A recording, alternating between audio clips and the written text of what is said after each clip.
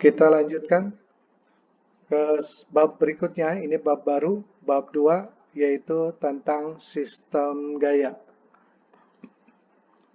Perhatikan, gaya adalah besaran vektor, ya, karena efeknya tergantung pada arah serta besarannya aksi.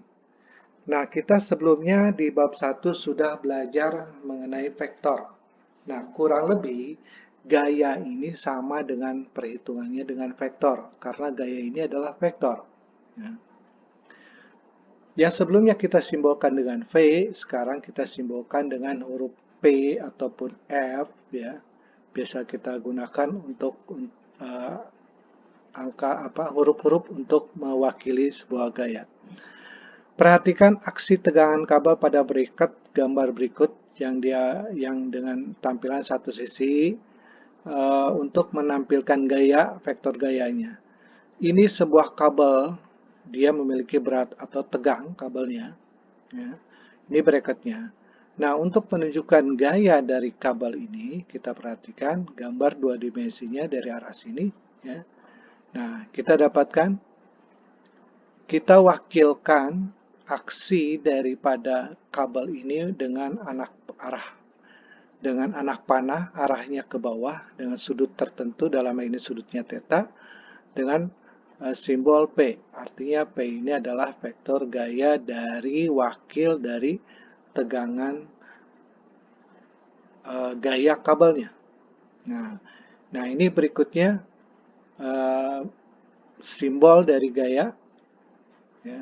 Kalau vektor sebelumnya itu bisa dituliskan dengan contohnya misalkan sebelumnya 20 Newton dengan sudut 30 derajat. Nah, bisa dituliskan seperti ini. Nah, kalau gaya biasanya kaitannya itu dengan gambar, ya, artinya arahnya sudah tertentu. Nah, kalau vektor yang sebelumnya kita bahas sudutnya selalu mengarah sumbu X, nah untuk gaya ini gambarnya sudutnya belum tentu terhadap arah sumbu X, bisa ke arah sumbu Y juga bisa. Kita lihat dulu prinsip dari gaya-gaya. Gaya-gaya ini istilahnya bisa kita gunakan prinsip transmisibilitas. Artinya gaya bisa dipindahkan selama dia berada sepanjang garis kerjanya. Perhatikan, ini misalkan di titik A gayanya bekerja. Arahnya, ini kalau kita gambarkan arahnya horizontal. Ini arah horizontal ini, sepanjang ini, kalau terus, itu adalah garis kerjanya. Sehingga P, gambar gayanya bisa kita gambarkan di titik B. Ya, kita pindahkan sepanjang garis kerjanya. Ini berada di garis kerjanya. Sehingga gambarnya, gayanya bisa dipindah ke titik B seperti ini. Boleh. Ya, ini kita kenal dengan prinsip transmisibilitas, artinya gaya bisa dipindahkan. Berikutnya, sistem gaya dua dimensi. Sama halnya seperti vektor, ini ada komponen X dan komponen Y. Ya. Kita berikutnya mencari komponen-komponen gaya. Ya, kalau sebelumnya mencari komponen-komponen vektor, ya. Ini vektor satuan I, ini vektor satuan Z arah sumbu Y. Sehingga dalam penulisan gaya itu vektor satuan I dan J ini sering dipakai. Ya, kalau di sudut yang seperti ini jarang dipakai, hanya menggunakan yang tadi, yang ada tanda besaran sudutnya. Misalkan 50 Newton, sudutnya 60 derajat. Nah, ini vektor sering menggunakan simbol ini. Tapi kalau di gaya, ini bisa menggunakan simbol vektor satuan I dan J. Ya. Sehingga Fx dan Fy ini yang harus kita cari komponen gaya terhadap sumbu X dan komponen gaya terhadap sumbu Y. Nah, ini nanti kita menggunakan lagi. Perhatikan bahwa Fx dan Fy yang akan kita cari. Fx untuk kasus yang ini adalah cos, ya. Selama sudutnya menempel ke arah sumbu X, ini kita gunakan cos, ya. Kemudian Fy-nya itu sin theta. ya. Kemudian besaran F ya sama seperti vektor sebelumnya adalah kuadrat akar dari kuadrat-kuadrat komponennya. Sama halnya untuk sudut ya, sudut kalau sudutnya dicari ini ya. Menggunakan sama seperti di vektor bahwa theta ini arcus tangen Fy dibagi Fx. Kita lanjutkan contohnya saja, kita lihat. Nah, perhatikan gaya F dengan besar 500 Newton seperti pada gambar. Carilah komponen vektor gayanya. Ya. Ini sama seperti yang sebelumnya, kita cari komponen gayanya, arah sumbu X dan arah sumbu Y. Nah, yang harus kalian perhatikan sekarang adalah bahwa ini sudutnya yang diinformasikan ini hanya sudut kecilnya saja. Ya. Kita memanfaatkan sudut kecilnya saja. Nah, kemudian kalau sebelumnya sudut itu untuk bisa menghasilkan nilai plus dan min. Nah, kalau kita gunakan sudut kecil ini, plus minnya ini sudah harus kita lihat dari gambar. Kita perhatikan kalau ini arahnya ke bawah, maka arah X ini dia positif, arah Y dia ke bawah negatif. Sehingga Fy sudah pasti dia bernilai negatif. Ya. Sehingga kalau kita hitung bahwa Fx ini adalah 500 kali cos 40. Jadi berhitungnya langsung dengan sudut kecil dan emang hasilnya langsung positif. Ini kalau kita kalikan dapatkan 383,02 Newton. Ya. Kita pakai 2 digit di belakang koma karena ada juga yang menggunakan angka-angka kecil. Ya. Kemudian Fy. Fy ini langsung kita tulis negatif karena kita sudah tahu dia adalah negatif. Sehingga 500 kali sin 40. Ini kita dapatkan min 321,39 Newton. Nah, ini adalah komponen-komponen gaya Fx dan Fy dari gaya 500 Newton arahnya 40 derajat di kuadran keempat. Contoh berikutnya, 300 pound. Perhatikan, ini gambar gayanya tidak tepat di sumbu koordinat. Ya. Nah, bisa kita gambarkan lagi di mana titiknya ini berada di pusat kartesian. Nah, sudutnya 30 derajatnya di sini ya. Kita gambarkan 30 derajatnya di sini. Nah, kemudian kita lihat arah X dan arah Y. Arah Y positif, arah Y negatif. Sehingga dalam perhitungannya kita sudah tuliskan bahwa ini adalah negatif. Fx dia perhatikan dia negatif ke arah kiri. Maka kita hitung 300 pound kali cos 30. 300 cos 30 hasilnya 259,81. 259,81 negatif ya, karena kita tahu hasilnya negatif, gambarnya ke kiri maka dia negatif, jadi kita tuliskan Fx nya negatif.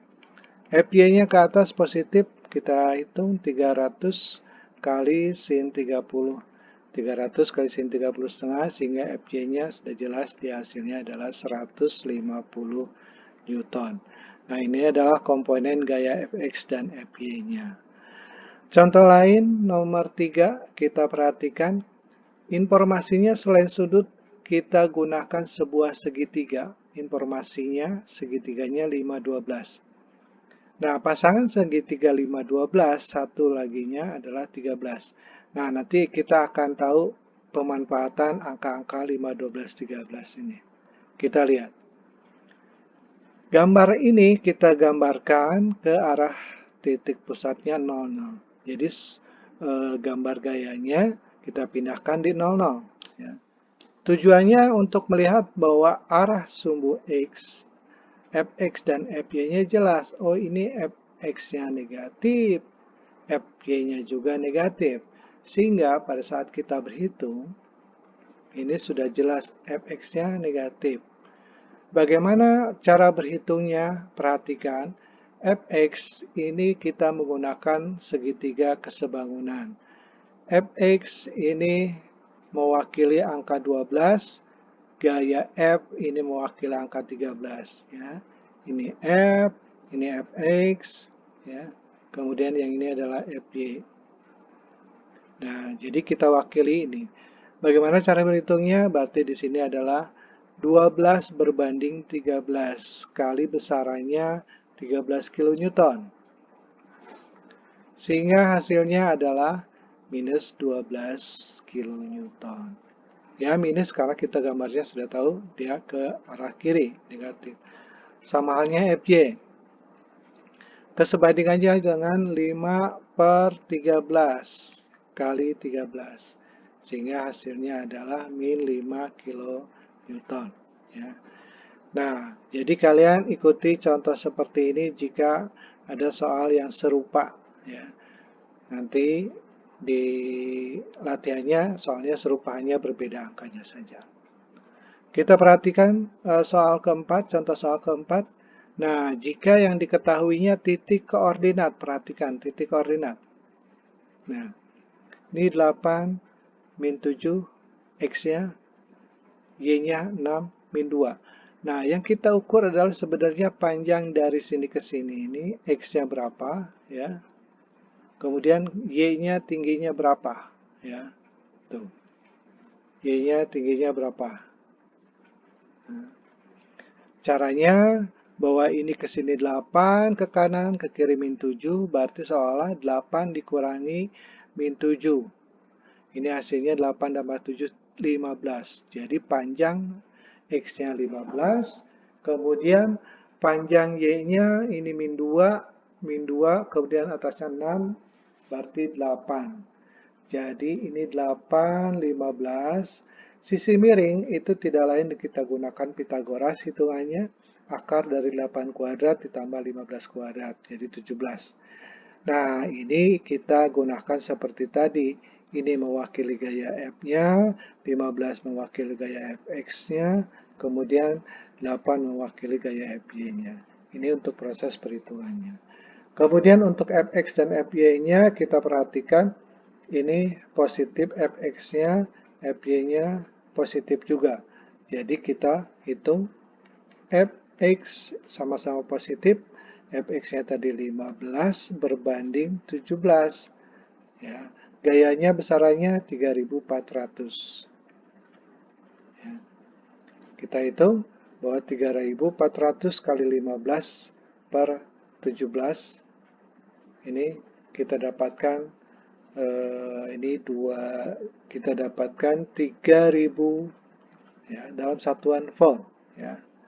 Kemudian Fy-nya sama-sama positif. Perhatikan ini 8 berarti 8 per 17 kali 3400 kita dapatkan 1600 volt ya. Ini contoh 4. Kita lanjut ke contoh satu lagi, contoh 5. Perhatikan ini gambarnya dalam 3 dimensi ya. Sebuah gaya F sebesar 200 Newton bekerja pada ujung balok I gayanya.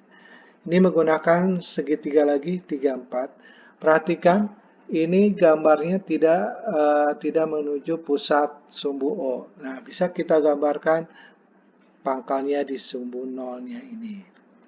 Ini untuk menunjukkan Fx-nya negatif, Fy-nya negatif. Ya. Sehingga pada saat kita berhitungnya Fx-nya ini langsung negatif. Perhatikan segitiganya. Ini 3, 4, ini pasti sudah 5. 3-nya mewakili Fx, ya. 4-nya mewakili Fy, 5-nya itu F-nya sendiri, ya. Sehingga kalau kita ingin mencari Fx, itu artinya 3 per 5. Dikali gayanya 2000, ya. Sehingga kalau kita hitung, hasilnya adalah 1200 Newton. Fy sama-sama negatif, perhatikan ini negatif, negatif Fx-nya, maka kita tuliskan negatif 4 per 5 kali 2000, ini hasilnya adalah 1200 600 Newton. Oke, ini contoh-contoh dari komponen gaya-gaya arah sumbu X ya. Jadi ada bentukan yang ditunjukkan oleh segitiga, kemudian ada yang ditunjukkan oleh koordinat ya, sama sudut itu sendiri. Selanjutnya kalian coba langsung ke latihan sistem gaya di Edmodo.